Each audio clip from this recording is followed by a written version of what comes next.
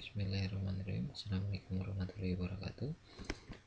Pada kesempatan kali ini saya akan coba menyampaikan materi tentang penyederhanaan fungsi boolean bagian pertama dalam lanjutan mata kuliah matematika diskrit. Baik, penyederhanaan fungsi boolean yaitu ketika ada sebuah contoh fungsi f(x, y, z) sama dengan x aksen y aksen z ditambah x aksen y z ditambah x y aksen disederhanakan menjadi bentuk f(x, y, z) sama dengan x aksen z ditambah x y aksen. Nah, perubahan bentuk ini ketika dari 3 suku berubah atau disederhanakan menjadi 2 suku, ya, atau dari 3 term menjadi 2 term. Perubahan ini dapat terjadi dan dapat dilakukan dengan beberapa cara atau beberapa metode, ya. Dalam penyederhanaan fungsi boolean ini dapat dilakukan dengan 3 cara. Yang pertama yaitu dengan secara aljabar, yang kedua menggunakan peta Carnot, yang ketiga menggunakan metode Quine-Minkowski atau dengan metode tabulasi. Namun pada bahasan perkuliahan kita kali ini hanya akan dipaparkan dengan 2 cara, yaitu secara aljabar dan menggunakan peta Carnot. Ya, hanya ada 2. Oke, berikutnya yang pertama saya akan coba paparkan tentang penyederhanaan secara aljabar. Ini juga sekilas sudah sempat disinggung, namun saya coba kupas kembali. Tapi sebelum diberikan atau dalam tataran penerapan proses penyederhanaan secara aljabar, yang perlu teman-teman kuasai adalah hukum-hukum dalam fungsi boolean. Yang pertama adalah hukum identitas, ini juga dikupas kembali. Hukum identitas I ketika A ditambah 0 itu sama dengan A, yaitu ketika A dikali dengan 1 itu sama dengan A. Ini identitas penjumlahan dan ini identitas perkalian. Berikutnya hukum komutatif, dimana ketika A ditambah B akan sama dengan B tambah A dikali B akan sama dengan B kali A. Berikutnya ada hukum distributif, dimana hukum distributif itu ketika A dikali B ditambah C ini akan sama dengan A kali B ditambah A kali C, ya, A kali B ditambah A kali C. Atau ada juga distributif I2 ketika A ditambah B kali C ini akan sama dengan A tambah B dikali dengan A tambah C.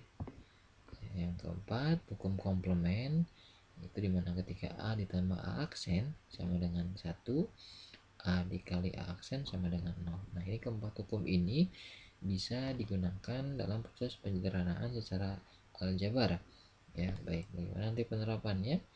Oke, saya coba berikan contoh nomor 1 atau poin A. Ketika ada sebuah fungsi f x y sama dengan x ditambah x aksen y. Oke, ini bentuknya akan disederhanakan dengan pilihan 4 hukum di atas, ya. Silakan sesuaikan mana yang memungkinkan atau hukum mana yang dapat digunakan untuk menyederhanakan bentuk ini. Apabila kita perhatikan bentuk x tambah x aksen y ini bisa disederhanakan dengan menggunakan hukum distributif, ya, yaitu bentuknya adalah ketika A ditambah B kali C ini bisa menjadi A tambah B kali A tambah C. A nya X, B nya adalah X aksen, Y nya adalah C, sehingga berubah bentuknya menjadi X ditambah X aksen dikali dengan X ditambah Y. Nah, ini adalah penggunaan bentuk atau hukum distributif. Selanjutnya kita juga tahu bahwa ketika ada bentuk X tambah X aksen ini juga merupakan hukum komplement, ya. Hukum komplement di mana X tambah X aksen ini nilainya 1, lalu dikali dengan X tambah Y, hasilnya X ditambah Y. Oke, ini sudah bentuk sederhana dari f(x, y) sama dengan X ditambah X aksen Y. Itu bentuk sederhananya adalah X ditambah Y. Oke, itu contoh yang pertama. Yang berikutnya, ketika ada sebuah fungsi f, x, y, z, ini 3 peubah atau 3 variabel sama dengan x, y, z aksen ditambah x aksen, y, z aksen ditambah x, y aksen. Nah, ini tinggal diperhatikan penyederhanaannya dengan menggunakan hukum apa. Oke, ini kita perhatikan untuk yang term atau suku pertama dan suku kedua. Suku pertama dan suku kedua ada dua literal yang sama, yaitu YZ aksen. Maka YZ aksennya boleh ya dikeluarkan ini dengan menggunakan hukum distributif juga, sehingga nanti YZ aksen dikali X ditambah X aksen ditambah X kali Y aksen. Setelah itu ini perhatikan ada bentuk X tambah X aksen juga, ini bisa disederhanakan dengan menggunakan hukum komplement bahwa nilainya 1, berubah YZ aksen dikali 1 ditambah X Y aksen. Berikutnya disederhanakan, setelah bentuk YZ aksen ini kali 1 sama dengan YZ aksen ditambah X Y aksen. Ini bentuk sederhananya untuk yang contoh B. Berikutnya ada contoh C. Contoh soal C, ini juga 3 berubah ketika ada fungsi f x y z sama dengan xy ditambah x aksen z ditambah yz. Nah, ini bisa disederhanakan dengan langkah pertama menggunakan hukum dalam hukum distributif ya, bahwa ketika xy ditambah x aksen z ditambah yz ini bisa dengan menambahkan satu hukum komplement, yaitu X ditambah X aksen ya. Ini dengan menggunakan pemisalan agar nanti kita memperoleh bentuk lain ya, bentuk lain yaitu untuk mendapatkan satu term yang memiliki 3 literal ya. Oke, ini X kali Y tetap, ini juga tetap tambah X aksen Z. Berikutnya ini dikalikan ya, YZ dikali X hasilnya adalah XYZ, YZ dikali X aksen adalah hasilnya plus X aksen YZ. Nah, ini sudah berubah, tinggal kita perhatikan juga apakah ada yang bisa disederhanakan kembali ya. Bisa disederhanakan kembali dengan cara merubah posisi. Nah, ini didekatkan karena ada hubungannya ketika XY itu akan bisa disederhanakan dengan bentuk X, Y, Z ya. XY bisa disederhanakan dengan X, Y, Z sehingga didekatkan. X aksen Z-nya juga ini bisa disederhanakan dengan X aksen Y, Z, yaitu dengan distributif bahwa ada unsur yang sama, XY dikeluarkan dikali dengan 1 ditambah Z ya. Ini XY kali satunya XY, kalau dikembalikan lagi XY kali Z nya menjadi X, Y, Z. Begitupun yang ini juga ada unsur yang sama, X aksen Z, maka X aksen Z nya terpisah dikali dengan dalam kurung 1 ditambah Y. Oke, setelah itu kita juga tahu bahwa bentuk 1 ditambah Z ini itu bernilai 1 ditambah Z bernilai 1, dari mana ini juga merupakan hukum komplement ya. Hukum komplement 1 ditambah Z itu akan sama dengan 1, kemudian ditambah X aksen Z kali 1 juga, sehingga hasilnya adalah XY ditambah X aksen Z. Nah, ini adalah 3 contoh soal tentang penyederhanaan secara aljabar ya. Mudah-mudahan bisa dipahami. Yang terjelas adalah saya coba sampaikan kembali bahwa hukum-hukum inilah yang bisa digunakan sebagai alternatif dalam proses penyederhanaan setiap langkahnya ya, sehingga harus dikuasai. Yaitu yang pertama tentang penyederhanaan secara aljabar. Berikutnya, dalam proses penyederhanaan dari fungsi boolean itu bisa dengan menggunakan peta Carnot ya. Peta Carnot itu apa? Nah, ini merupakan metode yang ditemukan oleh seorang fisikawan Amerika bernama Maurice Carnot pada tahun 1953. Nah, ini beliau salah satu ilmuwan atau fisikawan Amerika, yaitu yang menyatakan bahwa metode peta Carnot ini disebut juga dengan KeyMap, yaitu metode grafis yang digunakan untuk menyederhanakan fungsi boolean berbentuk peta atau diagram ya, diagram atau peta yang terbentuk dari kotak-kotak bersisian dan setiap kotak merepresentasikan min term ya. Ini min term atau pada SOP, sum of product ya, yang harus teman-teman perhatikan dengan menggunakan konsep peta Carnot. Oke, bahwa berikutnya juga ada keterangan tiap kotak dikatakan bertetangga jika min termnya berbeda satu buah literal ya, berbeda satu buah literal. Oke, ini sebagai informasi dan wawasan teman-teman perihal profil dari Maurice Karnaug dan juga konsepsinya tentang peta Karnaug ini. Berikutnya saya coba paparkan tentang peta Karnaug. Itu ada beberapa jenis. Yang pertama peta Karnaug dua variabel ya. Peta Karnaug dua variabel itu seperti apa ya? Ini ketika dalam bentuk petanya sebuah tabel ya, sebuah kolom atau kotak-kotak seperti ini, dimana dua variabel itu x dan y, maka x y nya bentuk 01 01. Tinggal berikutnya 0 dalam kotak yang pertama ini ya. Kotak pertama ini adalah 0 kali 0 dengan 0 ya, 0 kali 0, dimana kalau 0 itu dalam SOP itu merupakan komplement ya. Ketika x nya 0 maka komplement dari x apa? X aksen, maka tuliskan x aksen. Berikutnya y nya 0, maka tuliskan juga y aksen karena komplement dari y. Kalau berikutnya adalah ketika x nya 0, ini x aksen, y nya 1, kalau y 1 itu non komplement, maka tuliskannya y.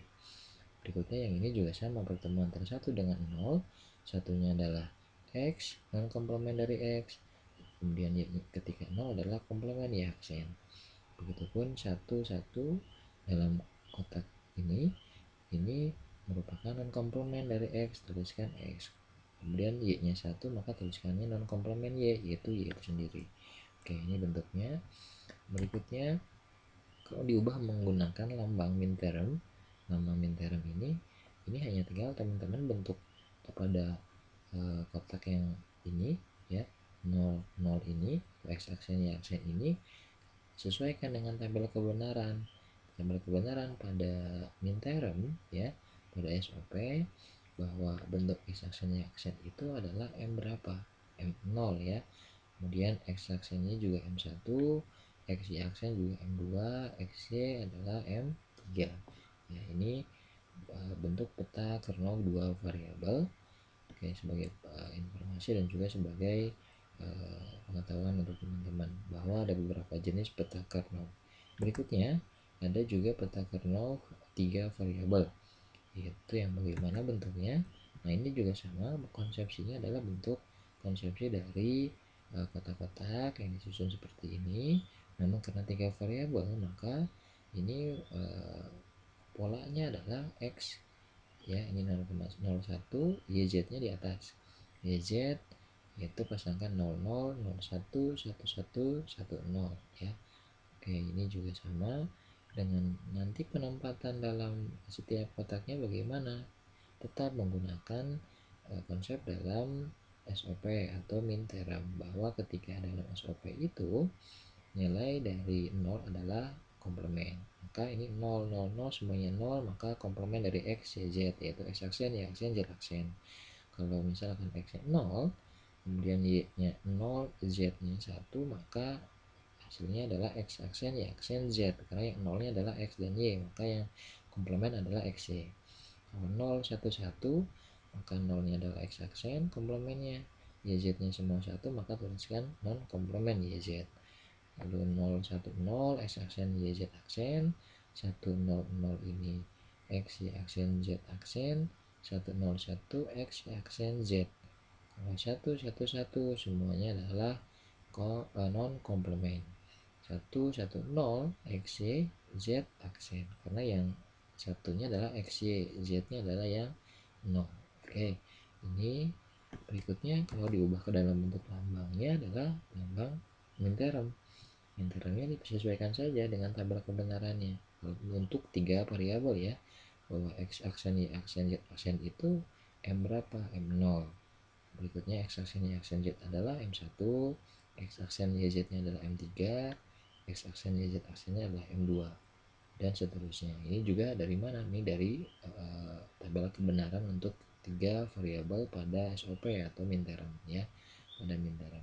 Oke, ini dua jenis peta Karnaug, dua variabel dan tiga variabel. Penerapannya bahwa dalam contoh soal saya coba paparkan. Untuk nomor 1, gambarkan peta Carnot dari tabel kebenaran berikut ya. Ini teman-teman ataupun soalnya itu menggambar peta Carnot ya, menggambar peta Carnot, namun keterangan yang diketahuinya adalah dari tabel kebenaran. Dan ini tabel kebenarannya sudah ada 3 variabel dengan polanya ini baku ya, x, y, z. Berikutnya ini hasil dari fungsinya, hasil dari fungsi boolean, bahwa hasilnya adalah 0, 0, 1, 0, 0, 0, 1, 1. Artinya ini operasi dari ketiga variabel ini dengan fungsi boolean yang tidak diketahui, atau bahkan nanti teman-teman bisa mendapatkan fungsinya bahwa hasil operasinya menghasilkan nilai 0. Untuk yang ini menghasilkan nilai 0. Oke ya. Nanti akan diketahui langkah-langkah penyelesaiannya bagaimana atau solusinya seperti apa. Ingat bahwa ini 3 peubah. Yang harus teman-teman lakukan adalah pertama membuatkan peta kernelnya ya untuk yang 3 peubah ya. Ini juga bisa bentuk bakunya seperti ini. 000 juga ini menandakan bahwa ini adalah termnya ya, term untuk ya 000 pada 3 peubah.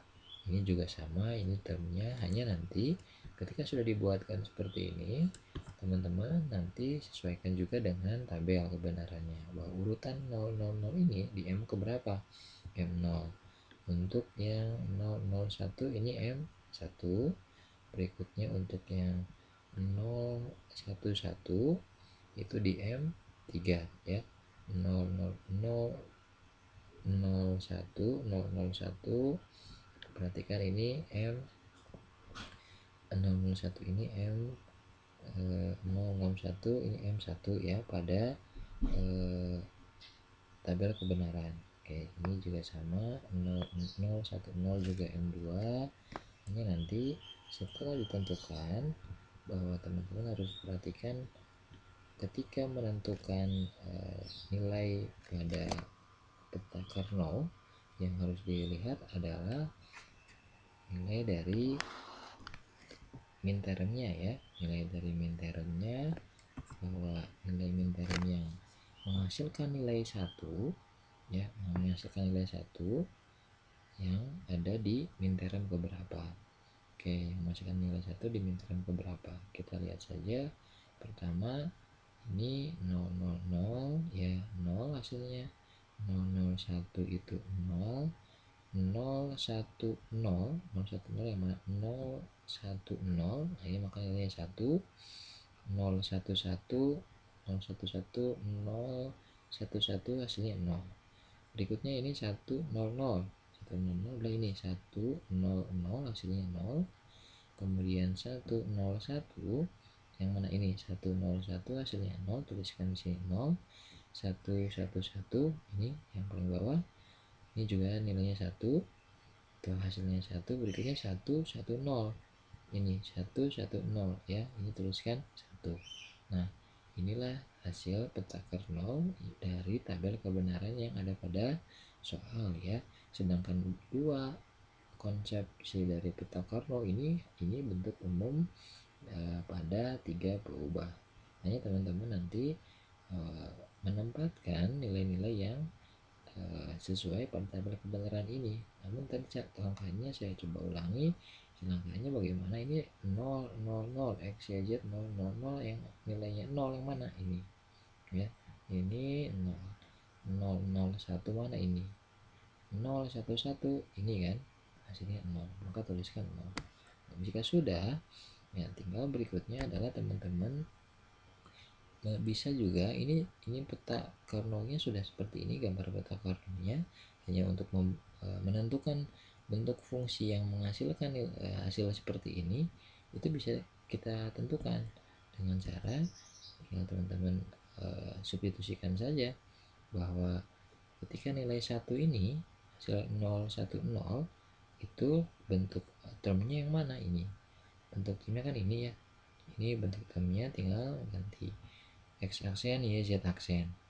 Berikutnya untuk yang ini dulu boleh ya, ini bentuk termnya mana, X, Y, Z, maka tambah X, Y, Z.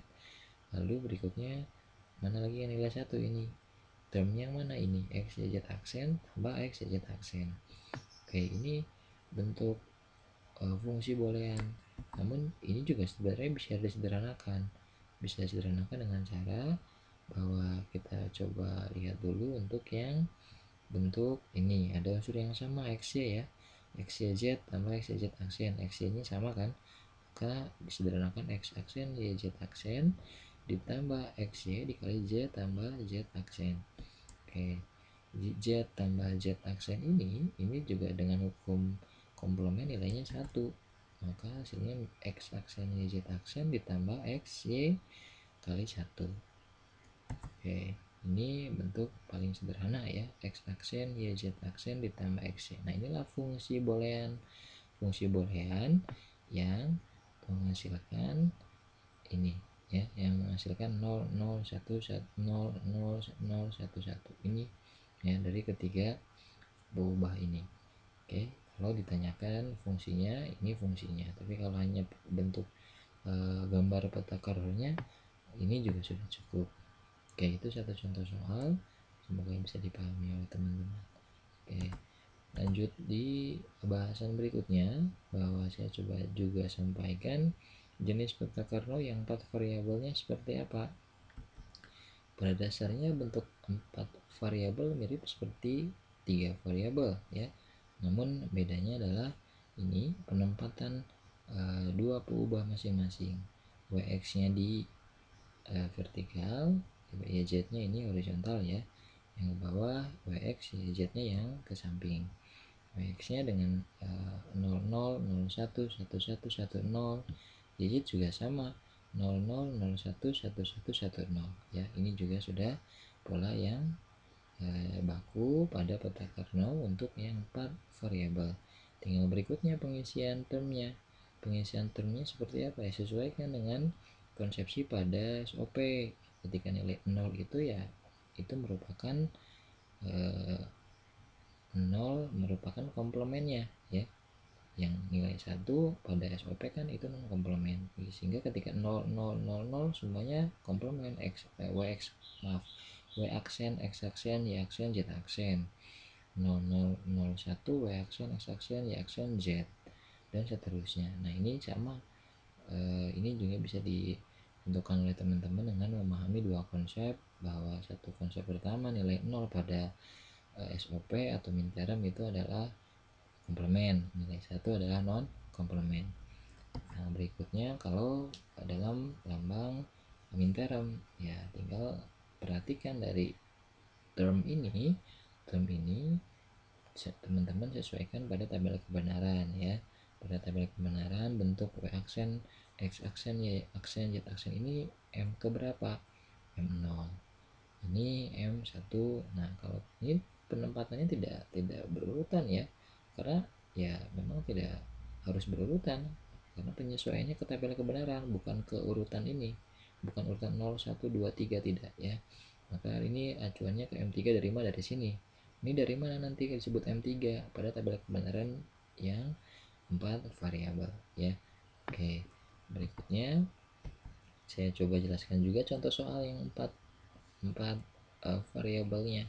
Nah, ini ada dari tabel kebenaran pada soal ini juga sama, fungsinya kita tidak diketahui fungsi booleannya bentuknya seperti apa, namun sudah ke hasilnya ya. Ini hasil dari operasi 4 ubah ini ya, dengan masing-masing literalnya, dengan masing-masing termnya tidak kita ketahui. Nah, kita hanya ditugaskan atau diberikan keterangan tabel kebenaran dan pertanyaannya menggambar peta Carnot-nya. Oke, dengan solusinya, nah ini juga tinggal teman-teman buatkan dari pola tabel atau pola peta Carnot untuk 4 peubah ini sebagai acuannya. Berikutnya tinggal teman-teman perhatikan pada tabel kebenaran di soal. Oke, untuk yang 0000 ya, ini kan ini bernilai 1, maka tuliskan 1 pada kotak yang pojok kiri atas. Berikutnya 0001 di sini kan ya, 0001 di sini isi dengan 0 atau 1. Lihat tabel kebenarannya. 0001 ini kan 0001 ya 0 hasilnya, maka tuliskan 0. Berikutnya kalau 0011 nih, kita ingin isi di sini 0011 0011 yang ini hasilnya 1, maka di sini tuliskan 1.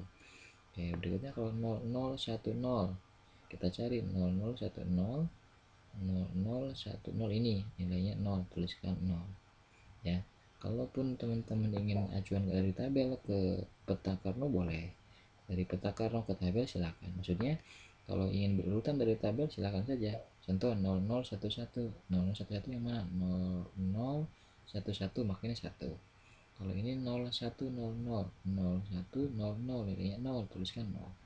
Atau dari peta Karno ke tabel silakan. Seperti 0101 mana 0101 01 ini ya 0101 nilainya 0, tuliskan 0111 nilainya 1 0110 nah 01 ini ya 0110 nilainya 1, tuliskan 1. Tinggal yang ini 1100 1100 mana ini kan 1100 hasilnya 0. 1101 ini di sini 1101 1101 hasilnya 0, maka tuliskan 0 dan seterusnya ya. Ini juga sama dari 1000 tinggal lihat di sini 1000 oh iya hasilnya 1, maka tulis 1. Kalau 1001 pertemuannya kan di sini ya.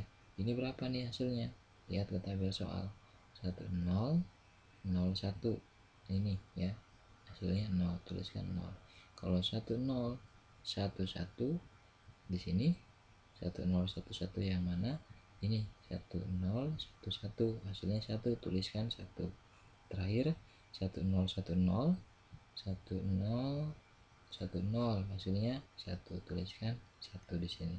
Oke, ini peta Karno yang terbentuk ya, peta Karno yang terbentuk. Namun kalau misalkan ingin dicari fungsinya, teman-teman bisa dengan cara ya tadi kembali ya. Ya ini kita coba cek lagi dengan hasil dari peta Karnonya yang menghasilkan nilai 1 itu pada M berapa saja ya. Ini M berapa, ini M0 kan. Bentuknya yang mana ini, boleh teman-teman tinggal langsung saja fungsi EWXYZ ini, fungsi EWXYZ ini fungsi yang menghasilkan nilai-nilai pada tabel kebenaran di soal tadi. Tinggal di inputkan boleh bahwa ini yang satu mana ini kan, aksen, x aksen, y aksen, z aksen, tuliskan ditambah dengan yang mana ini, misalnya ini adalah ini kan termnya, teman-teman tuliskan w aksen, x aksen, y, z, ditambah berikutnya yang ini ya. Ini adalah bentuknya w aksen ini kan, ini M6 ya, w aksen, x, y, z aksen ya, ini M6 ditambah berikutnya ini pada kotak ini M7 yang mana ini w aksen, x, y, z, ditambah lagi ada lagi kan yang bernilai 1 ini M15 mana ini kan M15 w x, y, z, sehingga ditambah dengan w x, y, z ini M15 w x, y, z. Berikutnya ini M10 nya adalah w x aksen, y, z aksen, w x aksen, y, z aksen, ini M10. Berikutnya yang ini adalah M11 w x aksen, y, z, ini w x aksen, y, z. Tambah lagi berikutnya dengan ini M8 w x aksen, y aksen, z aksen, ini ya. Urutannya boleh dari yang M terkecil ke terbesar disesuaikan.